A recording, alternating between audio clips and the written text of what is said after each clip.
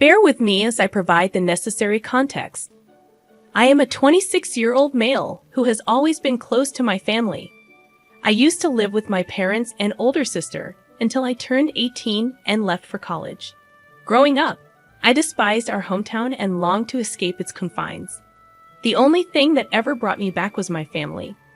They were my anchor. Even after my sister moved out, I would occasionally return and stay with her in her separate apartment whenever I visited town. We shared a deep bond, having confided in each other since childhood. However, my world shattered when my sister revealed her engagement news. What made this revelation even more painful was the identity of her fiancé, the very person who had tormented me throughout high school. Bullied felt like an understatement. He had subjected me to relentless torment, pushing me to the point of panic attacks and multiple emergency room visits. I had made official complaints against him, but he always managed to evade consequences. My parents and sister were aware of my ordeal. They tried their best to help, but the scars ran deep. The shock of my sister's engagement was overwhelming, feeling like an outright betrayal. I couldn't fathom how she could be with someone who had caused me such immense suffering. In that moment, I couldn't even look at her. I fled our parents' house, desperate to escape the suffocating grip of panic. I spent that night in a hotel, ignoring frantic calls and messages from my family. The next day, I decided to face my family, knowing they must be worried sick about me. I reassured them that I was physically fine, although emotionally shattered. My sister began to explain how she reconnected with her fiancé after returning to town. She claimed he had apologized for his past behavior, a hollow gesture considering the horrors he had put me through. What stunned me even more was the revelation that they had been together for over 3 years, a period during which she never mentioned him. I felt a surge of betrayal as I realized she had shared her life with my tormentor while keeping me in the dark. When my parents expressed their disapproval, I felt a glimmer of hope that they would understand my pain. To my relief, they sided with me, questioning my sister's judgment. She grew defensive, urging us to move on from the past, a plea I found utterly absurd given the trauma he had inflicted on me. She expected me to tolerate his presence at family gatherings, but I couldn't. I bluntly told her she couldn't marry him, regardless of how irrational or stubborn I sounded. I found it unimaginable to accept him as a part of my family. When I confronted my sister, she adamantly refused to end her engagement, dismissing our conflict as a petty feud. Her words cut deep, especially considering she knew the extent of my suffering. Realizing I couldn't change her mind, I gave her a straightforward ultimatum. She had to choose between her fiancé and me. I couldn't bear to be a part of her life if she married him. She argued that my demand was unfair, professing her love for me. I acknowledged the truth in her words, but I simply couldn't fathom having that man in our lives. In the end, she chose him, tearfully explaining that she didn't want to make this choice, but felt compelled to. I told her I loved her, but declared that she would never see me again. I wished her well and walked away. Over the years, my parents kept me updated on her life events, including her wedding and the birth of my twin nephews. Despite my desire to meet the children, I couldn't bring myself to do so. Several years passed without any contact from my sister until one unexpected day when she called me. I picked up, concerned that something might be wrong. Strangely calm, she expressed her longing to reconnect. I admitted missing her too, but I reiterated my unwavering stance regarding her husband. She proposed that he would apologize if given a chance and insisted they both wanted me back in their lives. Despite my reservations, she urged me to meet my nephews. Caught in a whirlwind of conflicting emotions, I hesitated.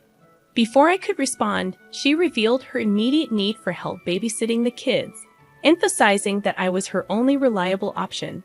Feeling cornered, I questioned my reliability, as I had never even met her children. She assured me they were prepared to apologize and reconcile, emphasizing the importance of having their uncle in their lives. Feeling overwhelmed, I asked for time to think. I admitted my desire to meet my nephews, but expressed my discomfort with suddenly being entrusted to babysit kids I had never met before. I told her to give me space, promising to revisit the conversation later. I grappled with my decision, wondering if I was wrong for not wanting to babysit my nephews due to my unresolved issues with her husband. Feeling guilty about declining my sister's request, I sought solace in a conversation with my parents. They reassured me that, while they accepted my sister and her kids, they couldn't embrace her husband into the family. Their support meant the world to me. Opening up to them about my dilemma, I expressed my remorse for not helping my sister. That's when they disclosed that she had recently lost her job, causing financial strain. It became clear they were struggling and needed a free babysitter, with me being the first choice. I inquired about her husband's situation and why he couldn't assist. My parents revealed he had never held a job for more than 3 months, and his family had cut ties due to fights. Oddly satisfying was the realization that my high school bully had become a non-contributing member of society. While my parents advised against babysitting, the final decision lay with me. Despite my initial determination to help, I wrestled with the fact that my sister only contacted me out of necessity. It felt incredibly selfish, making me wonder if her husband's influence was at play. The internal struggle persisted since her call, but ultimately, I knew I couldn't accept her offer. Summoning the courage, I called my sister to decline, even though I felt compelled to apologize. She questioned my refusal, prompting me to explain that being near her husband triggered painful memories. She grew upset, accusing me of dwelling in the past and being stubborn. I firmly told her she didn't know the whole story, emphasizing her lack of right to judge my decision. She coldly told me to stop whining about a little bullying and move on. I was seething with anger because she had witnessed my panic attacks caused by her husband. I confided in her about my suicide attempt, something our parents had kept from her because she was away at college at the time. After hearing the full extent of my pain, she was left speechless. I laid out the reasons why I couldn't be near him and accused her of being insensitive for forcing me into that situation. She promptly apologized, but it fell flat for me. I felt like her apology came too late. She should have supported me long before knowing the truth. Reminding her that she'd had chosen her husband when I asked her to decide, I told her she needed to let me go. She couldn't have everything and everyone. I couldn't understand why she would marry such a horrible person after everything he had put me through. To me, both she and her husband were reprehensible. She should have stood by me, making her equally culpable. I commended our parents for standing by my side all this time. Now, shifting to our second story, my closest friend is getting married in Sicily this August with less than a year's notice. I was asked to be a bridesmaid, but I'm starting to feel unappreciated. Despite their wealth, my friend, who doesn't currently work, has invited people from all over the world. My little sister was uninvited due to guest list cuts. They chose a 5-star hotel for the venue, expecting guests to pay for their own accommodations from Thursday to Monday. Moreover, there's a Shabbat dinner, but the bridal party isn't invited because there's not enough space. When I raised concerns, the bride shrugged it off, saying it wasn't a priority for her fiancé, who cited the cost. She later posted about services being available at a price, making me question her appreciation for her guests' efforts. We wore our old gold jewelry and shoes. She didn't provide an itinerary or any planned events for the bridal party during the 5 days. This wedding was estimated to cost between $5,000 and $8,000 Canadian dollars, not to mention the week of unpaid time off work. She believed she only had to cover expenses for the wedding day and considered the rehearsal dinner a gift. The bride and groom didn't feel obligated to make the bridal party and guests feel appreciated. They were also planning a $50,000 safari for part of their honeymoon. I have been deeply involved in the wedding planning, even organizing the entire baccalaureate party. However, my efforts were marred when my friend relayed a negative comment from one of her friends about the baccalaureate location after I had already planned the trip. When I expressed feeling unappreciated, she did apologize, but it left me questioning my decision. Am I the asshole here? My friend's family and others are advising me not to go, considering the substantial cost of $5,000, plus a week of lost wages, and being entirely on someone else's schedule. They suggest I apologize with vague comments about wishing them the best but explaining I won't be able to make it. They're convinced that I shouldn't go, arguing that I shouldn't spend such a significant amount on something like this. Furthermore, taking time off or losing a week's pay for this event seems unreasonable. While I'm willing to go to great lengths for my best friend, it appears she's expecting too much without considering the financial impact on me. Hey, if you're enjoying this video so far, don't forget to hit the like button. Let's dive into our next story. I, a 31-year-old female, met Lisa, a 36-year-old female, in my accounting class, and we bonded as adult students. Lisa was severely behind on her homework due to a pipe break at her place. She and her 2 daughters had to shower at a hotel on weekends and make do with sink wash-offs during the week. Despite her challenging situation, she took on 7 classes this semester to graduate on time in May. She asked if I could stay with her at school for a homework session. I explained it was uncomfortable for me and invited her and her daughters over for a joint homework session and playdate at my home. She expressed her gratitude and said she would bring a pizza for the kids, planning to arrive at 6:30 p.m., excited to cook curry chicken and rice. I started preparing before her arrival. However, she showed up earlier than expected at 5:30 p.m. I had made enough for her, myself, and my neighbor along with their kids, who were fans of my cooking.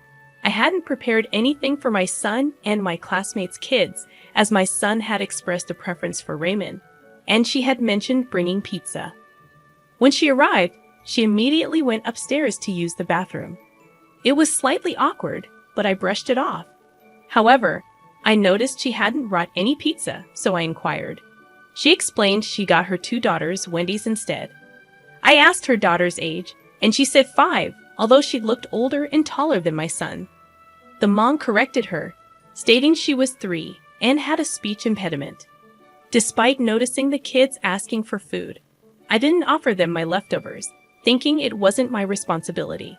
Later, the kids expressed their reluctance to leave, and the mom asked if they could spend the night. Overwhelmed and considering it was a weekday, I declined. Am I the asshole for not sharing my leftovers, which consisted of 1 piece of chicken, rice, and veggies, and refusing to let them spend the night? I did provide the kids with snacks like popcorn and Oreos. She mentioned the 9-year-old's Wendy's meal had been accidentally thrown away. Second edit. I invited her over for dinner, but she declined, citing her class that night. I suggested the kids could come over when she attended class instead of staying with their dad. This was what she had told me about their routine. After discussing her situation, she revealed they were homeless and washed up at school due to broken pipes. She asked to stay overnight, but I declined. Am I the asshole for not helping her and her kids in this situation? Many have suggested calling child services. In our 4th and final story, my family has always been well off, enjoying frequent vacations. However, when my dad recently booked a trip to Italy, there was an oversight regarding my wife. In a family group chat buzzing with excitement, I called my dad to thank him for including my wife, who had often felt left out. To my surprise, my dad informed me that he had booked the available seats, leaving no room for my wife. He hadn't considered her in his plans. I now realize many might consider this a mere mistake, but I disagree. This exclusion isn't an isolated incident, it's part of a pattern. My wife has been overlooked in various ways before. If it were genuinely a mistake, my dad would have made every effort to rectify it before the vacation was announced. My heart sank when I realized my wife had once again been disregarded. I glanced at her. She could sense something was amiss. That's when I firmly told my dad to give my seat to someone else. If she wasn't included, I wouldn't be going either. In the past, I used to find ways to include my wife, but I was weary of always having to advocate for her. They never did this to my sister and her husband. They were always included as a couple. But when it came to my wife and me, we always had to find our own way in, as if we weren't taken seriously. I decided I wouldn't do that anymore. This time, I drew a hard line in the sand. This man had the audacity to suggest that my wife and I could book our own flight and just meet them there. My response was a resounding no, and I hung up. Needless to say, my wife was in tears, upset but also relieved that I stood up for her. A couple of days passed, and my wife and I decided to embark on our own vacation to a more modest location. A large rental cabin with her family, who are incredibly supportive. When my family found out, they bombarded my phone with messages. My mom even called, telling me I was being unreasonable. According to her, it was just a simple mistake on my dad's part, and I could easily book a separate flight and plan an entirely different vacation with my wife. I explained to her that this was about the consistent exclusion of my wife from every family-related event since our marriage. My mom dismissed my concerns, calling me crazy and insisting I was overthinking the situation. Despite her words, I couldn't shake the feeling that there was more to this exclusion than met the eye. Thank you all for your overwhelming support. My wife and I had a heart-to-heart discussion about our next steps. We've decided to have a family meeting with my relatives this Monday and confront them head-on. We believe it's the best way to address the situation and seek honest answers from them. Many of you mentioned gaslighting, and we intend to learn more about it to protect ourselves better. I made a promise to my wife when we got married. She would always be my priority. I intend to keep that promise. Thank you once again for your support, and I hope to provide you with an update soon. Best wishes to all.